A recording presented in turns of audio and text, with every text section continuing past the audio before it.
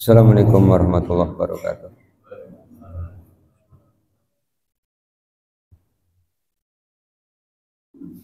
Innal hamdalillah nahmaduhu wa nasta'inuhu wa nastaghfiruh wa na'udzu billahi min shururi anfusina wa min sayyiati a'malina may yahdihillahu fala mudhillalah wa may yudlil fala hadiyalah.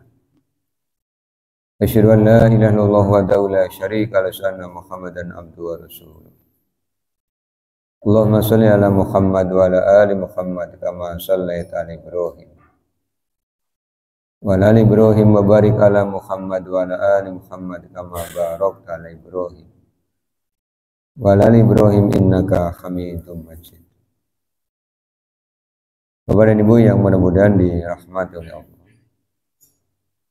masih di Al-Quran Surah Ali Imran, kita akan kaji rangkaian ayat 176 sampai dengan 180.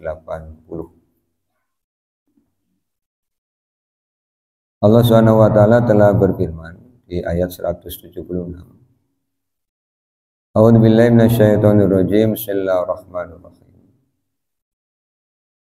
Wala yahzunkal ladzina yusari'una fil kufr innahum la yadurullaha syai'a yuridullahu alla yaj'ala lahum haddan fil akhirati walahum azabun adzim. Wala yasungka, dan janganlah engkau bersedih, alladzina, terhadap orang-orang yang yusari'una, mereka bersegera, fil kufri, di dalam kekafiran. Innahum, sesungguhnya mereka, la yadurullaha syai'an, tidak akan pernah memberikan madarat kepada Allah. Yuridullahu, Allah menghendaki, alla yaj'ala lahum, Allah hendak menjadikan untuk mereka tidak ada haddun, bagian, fil akhirati, di akhirat. Walahum, dan untuk mereka adabun, siksaan, adimun, yang pedih. Bapak dan Ibu yang mudah-mudahan dirahmati oleh Allah, kelembutan hati Rasulullah membuat beliau merasa sedih ketika orang-orang yang didakwai itu tidak mau menerima dakwah yang beliau sampaikan. Karena pada hakikatnya ketika Rasulullah mengajak manusia kepada al-Islam, itu kan mengajak manusia kepada keselamatan. Bukankah al-Islam sendiri artinya adalah keselamatan? Sehingga Rasul merasa sedih ketika orang diajak kepada keselamatan kok tidak mau. Bahkan orang-orang yang diajaknya ada yang menentang, ada yang tidak hanya menentang tetapi memusuhi, bahkan melakukan upaya-upaya untuk menyakiti Rasul, untuk menyakiti orang-orang yang mengikuti Rasulullah. Dan inilah yang membuat Rasulullah kemudian merasa bersedih. Sehingga oleh Allah diingatkan, janganlah engkau bersedih terhadap orang-orang yang bersegera kepada kekafiran. Atau seperti yang Allah sampaikan di Al-Quran surah Al-A'la, Al-Quran surah Al-Ghusyah, bahwa Rasulullah diutus hanya sebagai pemberi peringatan. Fadzakir inna fa'atiz zikra fadzakir innama anta muzakkir lasta alaihim bimusaitir. Ini Allah ingatkan kepada Rasulullah SAW. Dan yang seperti ini Bapak dan Ibu tentu lumrah bagi setiap orang yang menginginkan dirinya baik dan sangat berharap orang lain pun menjadi baik. Kita pun demikian. Kalau ngajak orang kepada kebaikan kemudian orangnya tidak mau, rasanya sedih.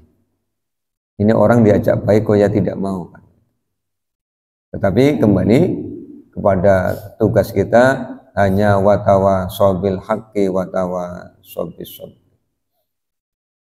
Sementara membuat orang meninggalkan kekafiran kemudian masuk ke dalam al-Islam, itu adalah kewenangan Allah SWT yang dalam bahasa agama disebut sebagai hidayah. Hidayah itu kewenangannya ada pada Allah Subhanahu wa taala. Misalnya kita lihat di dalam Al-Qur'an surahnya Al-Qasas ya. Di surah Al-Qasas ada ayat yang menerangkan tentang itu.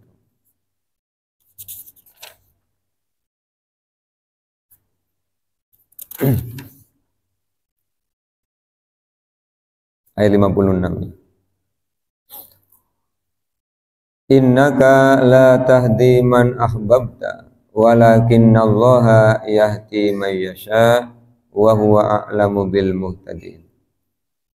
Innaka sesungguhnya engkau Rasul la tahdi tidak akan dapat memberikan hidayah man kepada siapa saja ahbabta yang engkau cintai.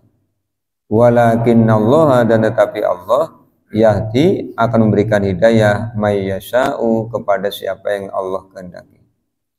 Wa huwa dan Allah a'lamu lebih mengetahui bil muhtadin terhadap orang-orang yang akan diberikan petunjuk. Dari ayat ini kita mengetahui bahwa Rasulullah SAW diingatkan oleh Allah tentang kewenangan hidayah itu adanya pada Allah untuk memasukkan ke dalam hati orang-orang yang Allah kehendaki.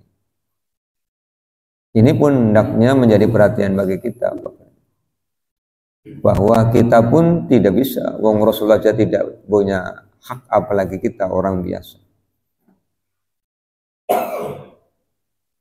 Ketika Allah SWT menyampaikan bahwa Allah akan memberikan hidayah kepada siapa yang Allah kehendaki, orang tersebut harus aktif.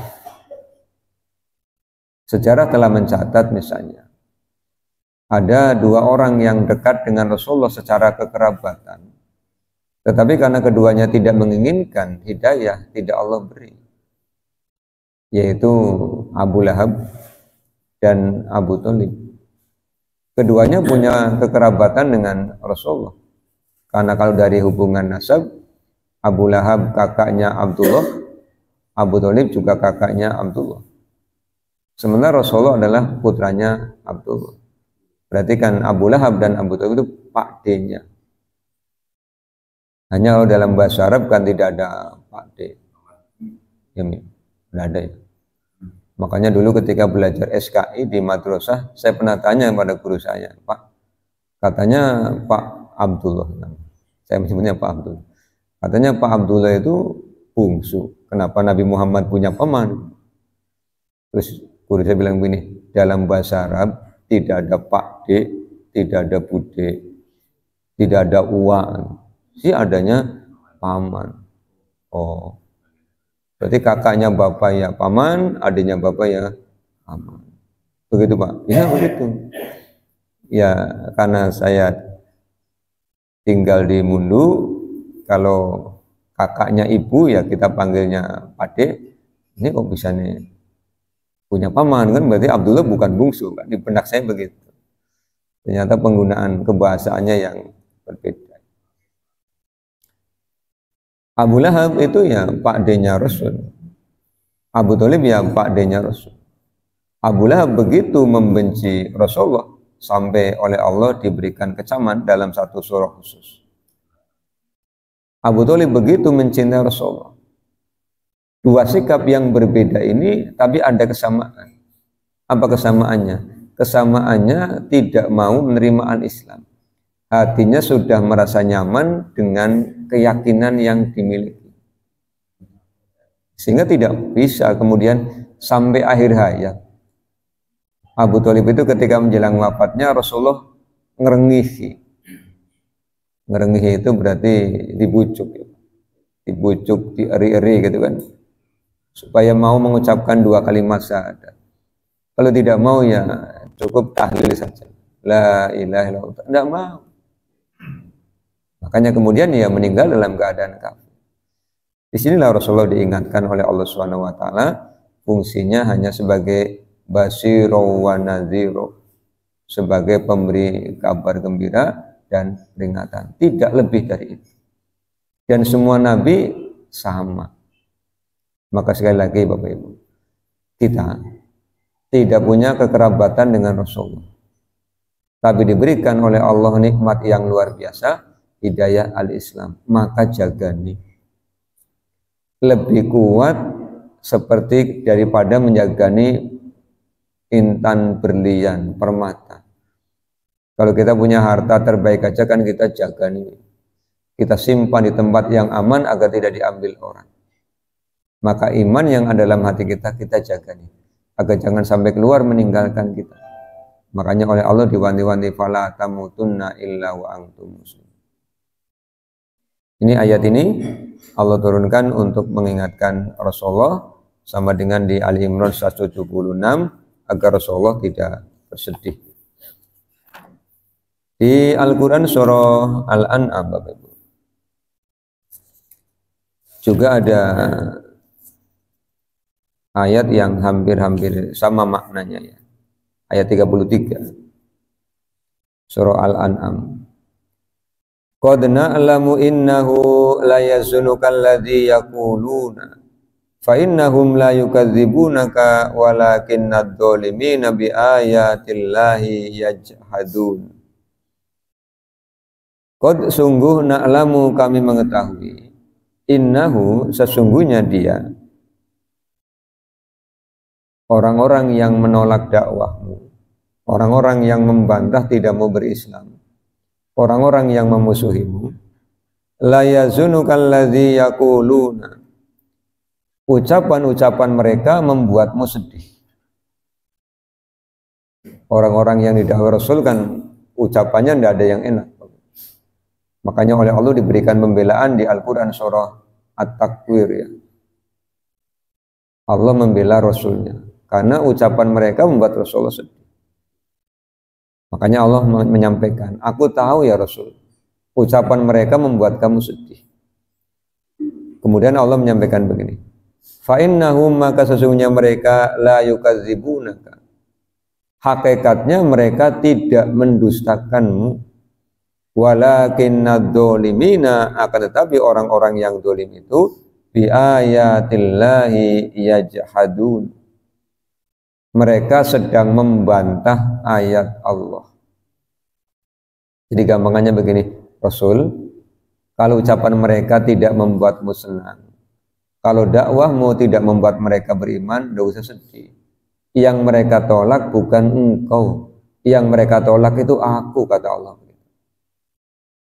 Jadi kayak seseorang minta tolong orang lain, jujurnya pesanan ke tempat A, terus dia bilang, Pak, wonge ning kana jelei, oh usah sedih, kayak wong orang nolak jenengan, nolak sing ngutus kan begitu. Ini Allah ngayem-ngayemi, ngadem-ngademi hatinya Rasul.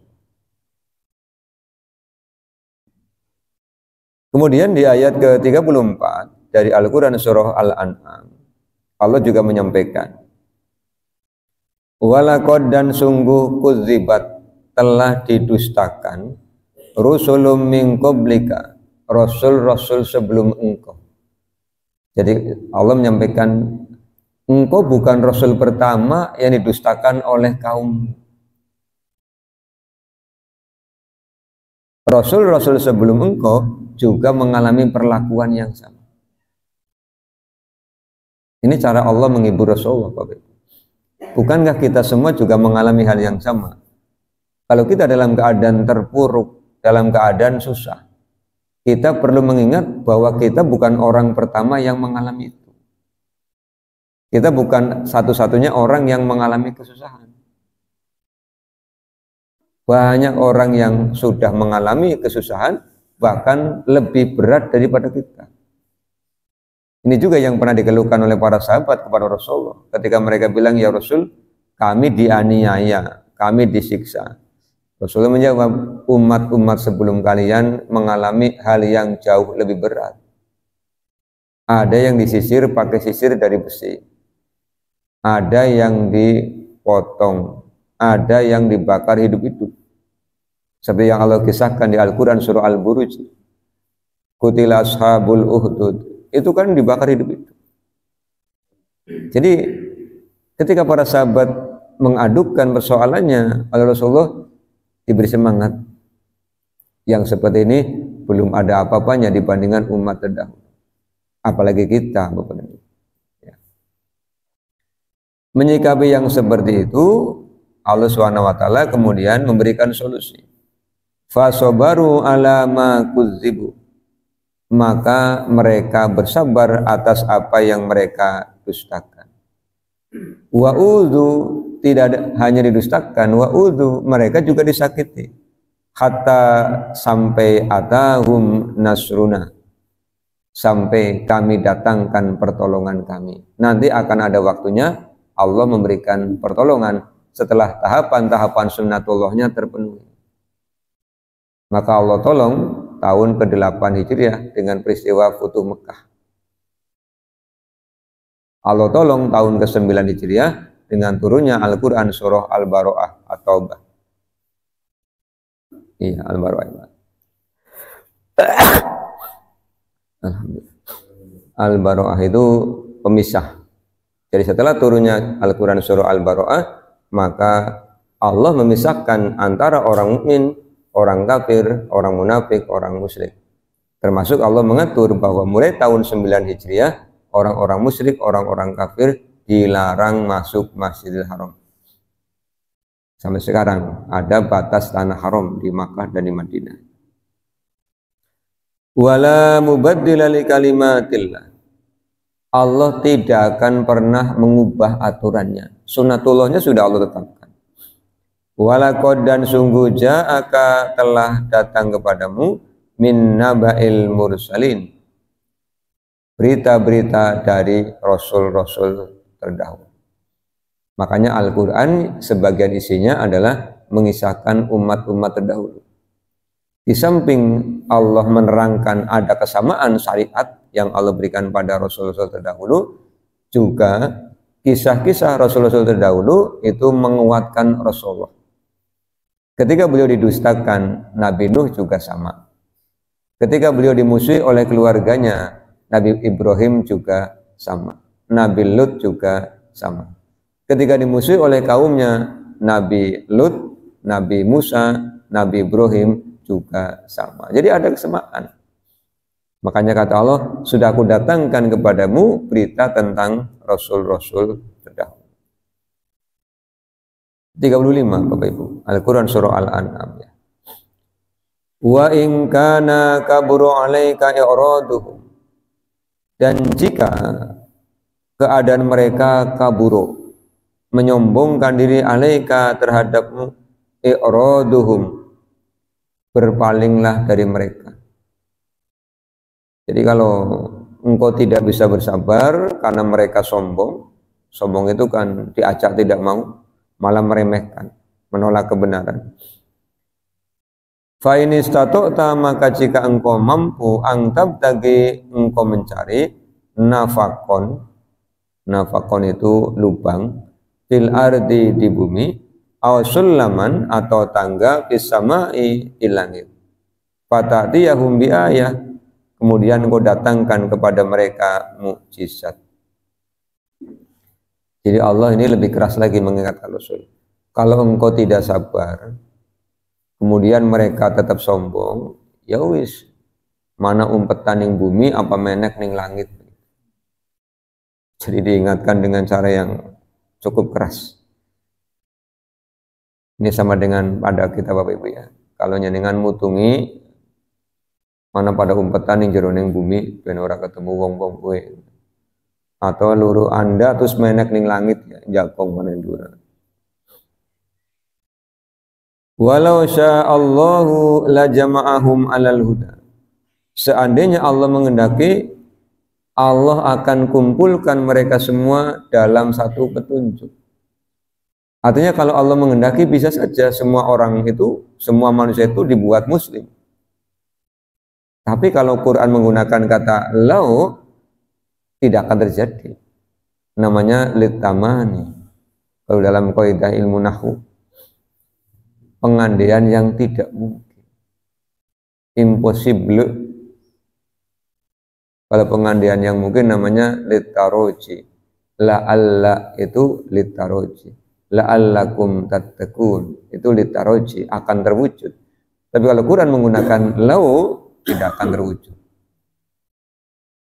Contoh di Al-A'raf ya 96 itu, walau anna ahlal qura amanu wattaqau, seandainya satu negeri semua orang beriman dan bertakwa, ini tidak mungkin. Wong Nabi di Madinah, nabinya masih ada saja. Di Madinah ada orang munafik. Jadi ada nabi saja ada orang munafik. Apalagi di era kita. Ini pengandian yang tidak mungkin. Fala takunanna minal jahilin. Rasul diingatkan oleh Allah, maka jangan sampai engkau termasuk di antara orang yang tidak tahu. Karena sudah Allah beritahu. 36 ya, Al-An'am. Ini supaya penjelasannya komplit di Ali Imran tadi. Innama sesungguhnya yastajibu, yang akan menerima dakwah, alladzina orang-orang yang yasma'una. Syarat orang menerima dakwah kata Allah yasma'una, mereka mau mendengar. Karena dakwah itu kan disampaikan lewat Al-Quran. Al-Quran itu akan sampai ke dalam hati ketika dibacakan. Wa idza tuliyat alaihim ayatu, dibacakan. Nah sekarang kalau disuruh mendengarkan Quran dibacakan saja tidak mau mendengar, ya hidayah tidak akan masuk. Makanya yang pertama disebut oleh Allah apa? Summun. Summun, apa summun?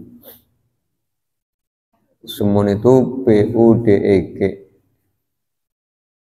sumun, bukmun, umyun. Ya, jadi pertama kali itu ya telinga dulu. Karena memang organ indera manusia yang pertama kali berfungsi ya telinga dulu. Sebelum mulut bisa bicara, sebelum mata bisa melihat dengan normal, bayi itu yang pertama kali berfungsi telinga jadi. Makanya kalimatnya kan, Allah yang mengeluarkanmu dari dalam kandungan ibumu, engkau tidak punya pengetahuan apa-apa. Kemudian Allah jadikan untukmu wa ja'ala lakumus sam'a, pendengaran. Jadi kalau kita tidak menggunakan pendengaran untuk mendengarkan ayat-ayat Allah, ya nanti susah untuk menerima aturan Allah.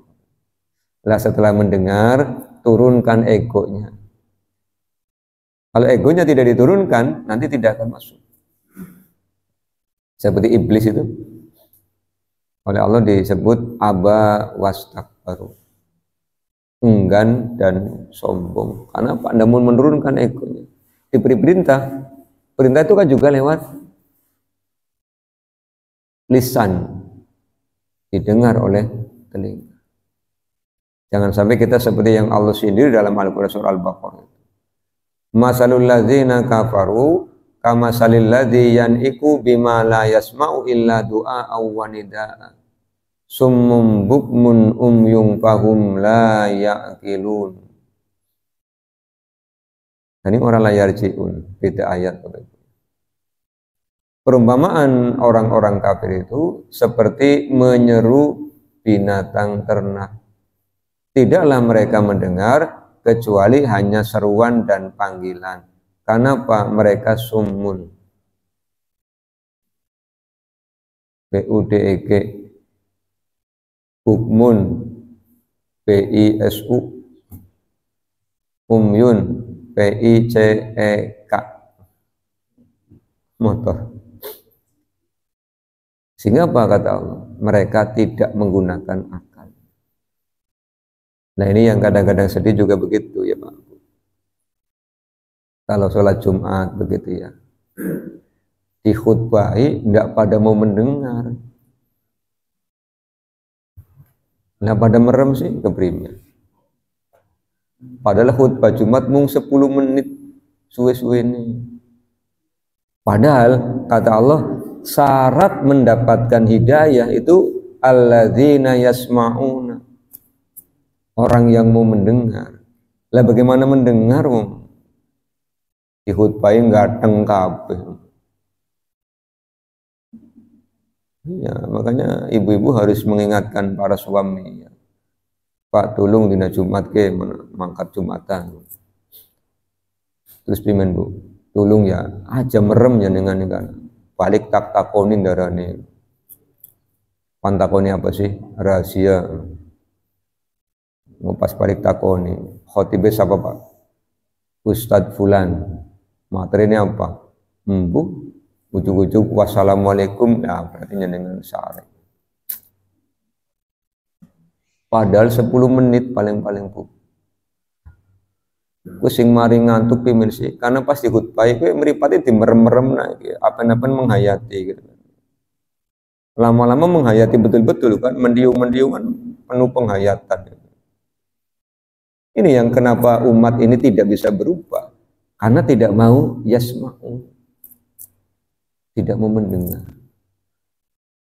Balik metu karo langus paham apal khutbah ya paling-paling ittaqullah.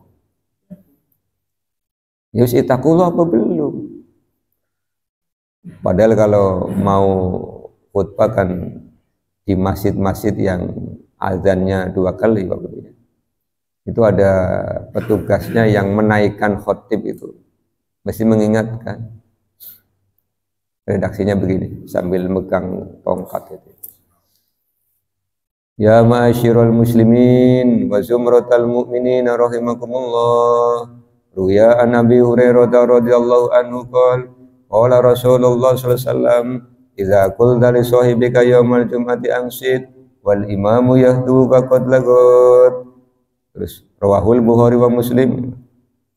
Angsitu wasma'u, begitu pesannya. Angsitu, diamlah, wasma'u, dengarkanlah, bukan angsitu wa anamu. Bukan diamlah dan tidurlah, bukan Pak. Jadi tolong saya pesan Jumat depan ya. Jangan tidur. Kalau mau tidur ya di rumah, jangan di masjid mendengar. Sampai tadi malam saya cerita sama istri. Kenapa orang sekarang susah diajak untuk mukmin, apalagi muttaqin? Karena banyak orang yang tidak mau mendengar. Si bisa Nabi, latih khutbahi pada merem. Bisa-bisa wong sing ora bisa sare, sing kenang penyakit insomnia, datak Jumatan. Jadi penyakitnya waras. Jadi khutbah itu nanti lama-lama jadi pengantar tidur. Imen gue. Karena apa? Ya banyak orang yang ke masjid itu lah yang penting mangkat, bukan itu. Kita ke masjid itu karena dipanggil oleh Allah. Idza nudiya lis sholati min yaumil jum'ati. Kita datang itu karena dipanggil oleh Allah. Pahala kontan setelah mendengarkan khutbah Jumat itu dapat pengetahuan baru yang nanti pulang diamalkan, itu pahala kontannya. Pahala akhiratnya nanti urusannya dengan Allah. Saya kok berpikir begini Bapak Ibu, seandainya setiap Jumat jutaan orang muslim Indonesia mendengarkan materi khutbah, pulang diamalkan, negeri ini tidak akan seperti sekarang. Karena orang cerdas semua. Kadang-kadang sama masjid sing melek si citok. Siapa sing melek Pak? Khotib. Gimana? Makanya alhamdulillah sekali. Saya sepanjang ikut sholat Jumat belum pernah ngantuk. Ya, jadi jangan anggapan orang ngantuk tadi khotib orang ngantuk. Tapi enggak, saya tidak jadi khotib pun tidak ngantuk mendengarkan. Karena dulu diajari oleh ibu saya, anggaran wong lagi ngomong dirongo kena aja tinggal turu ya gue pelajaran nih. Jadi kalau zaman madrasah kalau Jumatan itu duduknya depan ini, depan mimbar, nengak kayak ngerong kena temenan. Pernah juga hari Jumat keluar kota itu tidak ngantuk karena tahu ilmunya. Wong khutbah paling sadelat kok 10 menit. Nonton bal-balan 90 menit ya orang ngantuk, masa 10 menit izin karo Allah Subhanahu wa taala. Dah enggak wong bal-balan 10 menit ya lah 45 kali 2 pada melek. Kadang-kadang sikile melu kocot-kocot pengen melu nendang ya. Jadi kalau ketika kita mengikuti itu tidak akan ngantuk. Dari mendengar itulah kata Allah yastajibu. Nanti kita akan menerima. Ketika menerima kita akan berubah dan semakin baik semakin baik semakin. Makanya Al-An'am 36 ini dipedomani ya. Wal mauta dan orang-orang mati yab'asumullahu Allah akan bangkitkan. Kata Allah, dan tidak usah sedih. Yang mau mendengar, yang mau mengikutimu adalah orang yang mau mendengar. Yang tidak mendengar, yang mau mendengar, semuanya kata Allah akan mati. Dan setelah mereka mati akan dibangkitkan kembali kepada Allah. Summa kemudian ilaihi kepada Allah yurja'una. Mereka akan dikembalikan. Jadi ayat-ayat ini menenteramkan Rasulullah. Yang beriman, yang tidak beriman itu akan dikembalikan kepada Allah. Lah yang tidak beriman kata Allah, innahum la yadurullaha syai'an. Orang yang tidak beriman itu tidak akan memberikan madarat kepada Allah. Artinya apa? Tidak akan membuat Allah rugi. Jadi kalau manusia tidak mau beriman, Allah bilang Allah tidak rugi. Allah tidak akan kehilangan keagungannya. Kemudian ketika orang-orang tidak beriman ini dibiarkan oleh Allah tetap dalam kekafirannya, maka kata Allah mereka orang-orang yang Allah yaj'ala lahum haddon fil akhirah. Orang yang tidak akan dapat bagian di akhirat. Bagian apa? Bagian kebaikan. Bapak Ibu, hidup ini sudah kita jalani, mati itu pasti. Mati itu hak. Peristiwa yang pasti akan terjadi. Kalau kita diberitahu Pak, jenengan bakal oleh duit sekian-sekian itu belum tentu. Tapi mati itu pasti. Perkara yang pasti banyak orang yang tidak mempersiapkan. Banyak orang yang tidak mau membicarakan. Tapi yang belum pasti ceritanya petang-tengan, temenanan. Paling belum tentu ada. Barzah itu hak. Mahsyar itu hak. Surga itu hak. Neraka itu hak. Sirat itu hak. Jangan sampai ketika peristiwanya datang baru ngomong. Yaqulu ya laitani kuntu turaba. Jangan sampai ketika peristiwanya terjadi baru ngomong, ya Allah menyesal. Kenapa? Wingi di khutbah ora tak rongokna jebule temenanan. Jangan sampai itu menimpa kita. Dan ingat bahwa iblis pernah menyampaikan kepada Allah, dia akan duduk-duduk di atas jalan yang lurus. Maka ketika kita mau melakukan kebaikan, iblis itu sibuk.